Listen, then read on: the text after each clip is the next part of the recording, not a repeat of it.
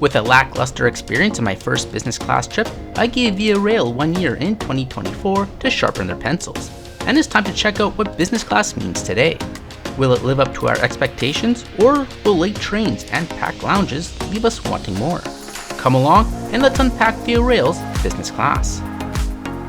Good afternoon and welcome back to another video. Bienvenue à Montreal. It's time for our annual trip with Via Rail.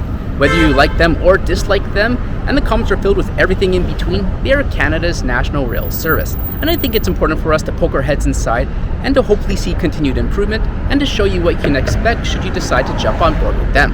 To change things up this year, I decided to book a ticket from Montreal to Toronto, booked a ticket on an evening train, and hopefully we'll enjoy their business class product.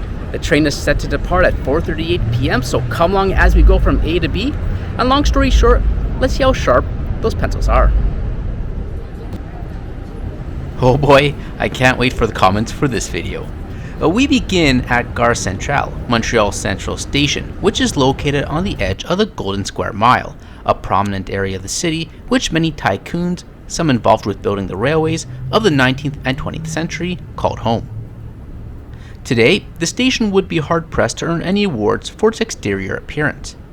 For a railway station, it's hidden, surrounded by many office buildings and the Fairmont Queen Elizabeth. And this is the entrance off René Lévesque Boulevard, which can easily be missed. The current building, completed in 1943 under Canadian National Railway, now tired and slightly eroded, can still be seen off the main street. Trains service the station via the Mount Royal Tunnel, and the station has 20 tracks, though not all are currently used. The interior is happily more pleasant than what the exterior would have passengers initially believe, with the hall being lined with coffee shops and restaurants in a spacious, not overcrowded, and lively environment. Via Rail, Amtrak with their daily service to New York City, and EXO, the regional commuter trains, all make use of the station. Our business class ticket of course grants us to the business class lounge, and a very busy and packed business class lounge at that. I managed to take some footage when it cleared out a bit, and the lounge provides some hot and cold beverages, and really that's about it. For this being the second busiest train station in the country, the lounge appears to lack the space required for current passenger volumes. Today we'll be departing from gate 15, and tracks are located one floor beneath the hall. As you can see from the passengers in front of me, there's no baggage service, which I believe they removed some years ago, so you lug your bags on and off the train and up and down the stairs yourself. We are headed to car 2, which is conveniently located by the entrance to the platform, and will be seated in one of the single seats for today's trip. There was some time before we departed, so I headed out to check out either end of the train. For Toronto-bound trains, the engine is at the rear, followed by the business cars. The front of the train is car 5, which has the driver's cab. This was the car I was in a year ago when we experienced the economy class on these trains. Back on board, we make a timely departure at 4:38 p.m., and so we're off to a favorable start with Via Rail. Since there's not much to see in the tunnel, I'll take this moment to welcome new viewers to the channel, and I invite you to subscribe for continued aviation and travel related content, where you can check out the wonderful Kuranda Scenic Railway by Queensland Rail, which we enjoyed in early 2025. This was a very memorable trip, going through the rainforest, learning a little bit of the history, and it's something fun to do if you find yourself in Cairns. And there's a mosquito in my room right now, so I'm going to kill that before I start with the next segment. Train 69 has a travel time of 5 hours and 10 minutes. P.S. We're not arriving on time. We'll stop at Dorval, Cornwall, Brockville, Kingston, Oshawa, and Guildwood before arriving at Toronto Union.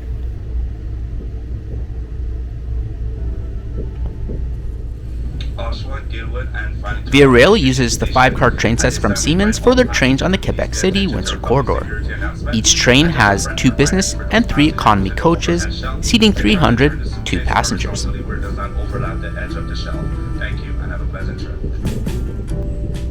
Soon after leaving, we begin the service with a drink and salty snack. I went with a rum and coke, which was a cocktail I don't have too often. Before the main meal, we stopped briefly at Dorval, a suburb of Montreal and the closest station to Montreal Trudeau International Airport. As we let the freight train pass, let's talk dinner. The options were a squash ravioli for the vegetarian dish, Swedish meatballs and mashed potatoes, and a chicken and rice pilaf dish.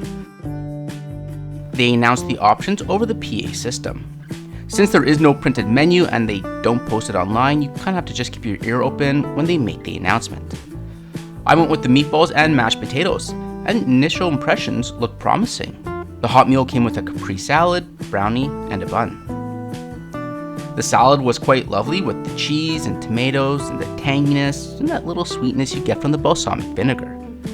The main meal deserves credit as well. It was a healthy portion size with 3 large meatballs, mashed potatoes, and gravy almost overflowing from the dish. The vegetables were simple but not overcooked. The mashed potatoes were smooth and rich, and the meatballs were savory as well. And the brownie, wow. It was sweet, dense with a salt caramel, and the good texture component with a crumble on the outside. Very good. All in all, this meal was miles better than the salmon dish we had on the first Via Rail experience. Presentation was clean, there was a delicious Capri salad, the main dish was hearty, filling, and warm, and there was an excellent choice for dessert. I mean, what more do you need? And to finish things off, there was a coffee tea service, which came with a little chocolate truffle. Nice. Time to sit back and enjoy some of the views.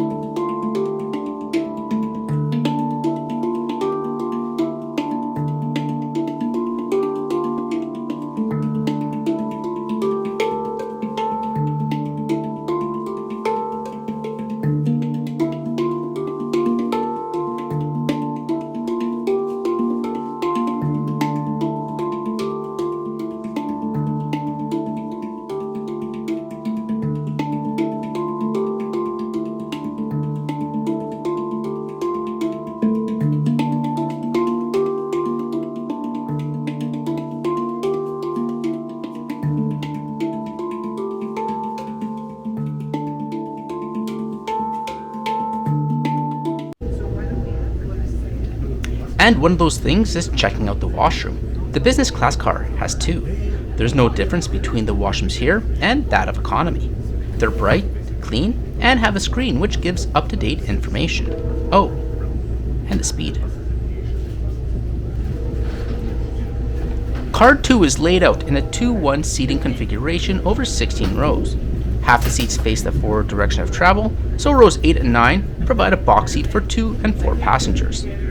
There's also a 2-seat box seat at row 16 and another 4-seat box as kind of a private room in row 1. One end of the train has a galley used by the staff, and the other end has the storage space for larger pieces of luggage. As I mentioned earlier, you bring your own bags with you, not too dissimilar from taking the Shinkansen in Japan, and smaller items can be stored above. The carriage is gray with wood paneling and tables, and has several monitors above the center aisle, which provides train information. I didn't find any notable difference between the seats here compared to what you would find in economy, so for the hard product, you're really just paying for extra space. The seats provide a bit of a recline, where the front cushions kind of slides out a bit, and you can see the comparison between these 2 seats. The single seat has a console between it and the window, which provides space to hold drinks, power and USB outlets, and a little space for storing your belongings. Seat back is simple and provides a table, a pocket underneath that, and a footrest at the base. Off to the side, you'll see 2 more power outlets, bring the total up to 4, and one of the best power outlets to seat ratio in the industry. Amazing. And above, there's a reading light. Overall, the business class car provides more space with it seating less passengers than economy. In addition to the longer seat pitch, single seats provide you that added space due to the console being between the seat and the window. That being said, I felt the business class car lacks that coziness that other business class products may provide. For those single seats, like I was in, with the console being by the window, it makes the seat feel a bit exposed. And there's no soft reading light or warmer tones which are found with other products. Your attention please. We've just arrived at Oshawa. Last call for Oshawa. Votre attention s'il vous plaît. Nous venons d'arriver à Oshawa. Dernier appel pour Oshawa.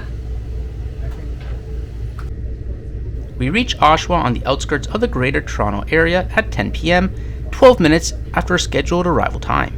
And this here lies the larger issue with Via Rail. There's currently an ongoing conflict between CN, who owns the majority of the tracks, and Via Rail, who uses them. If I understand the nonsense correctly, CN claims that the new cars have fewer axles, which may not trigger the crossing mechanism, and so for safety reasons, they mandate Via Rail trains to slow down to 70 over the crossings. I'm not entirely convinced and think there is something else in play here. When it comes to the service on board, I was very pleased. The attendants in our car did a great job. They checked on passengers regularly, asking if they wanted a refill or anything else, and really provided really good hospitality. There was one attendant in the other car who told me I couldn't film standing by the doors, and I'm like, I'm on a train for goodness sake, trying to enjoy the experience on this product which doesn't have the best public perception. I guess there's always one somewhere, but I didn't let that distract from the experience. We finally reached Toronto at 11 p.m., arriving 50 minutes late. If Via Rail can work things out with CN so trains run on time, and so they can cruise at 150 kilometers an hour, this would really help things out and provide a solid, reliable product. For this one-way trip, we paid $183. And, well, is it worth it? Well, for starters, Via, in their infinite wisdom, prices tickets like airlines. The farther out you buy, the cheaper. Speaking of airlines, there are so many flights between Toronto and Montreal that if I can snag a cheap ticket and save $50 or more, and arrive in 1 hour, well, that's an easy choice. If you can get a ticket on sale, and I'll say, $150 or less, I can see value in this product. Just be sure to add an hour for the delay, which is almost likely going to happen. Anyway, I think that covers Via Rail for another year. Thanks for watching. Let me know your thoughts of Via Rail's business class. I love reading them, and I'll catch you in the next video.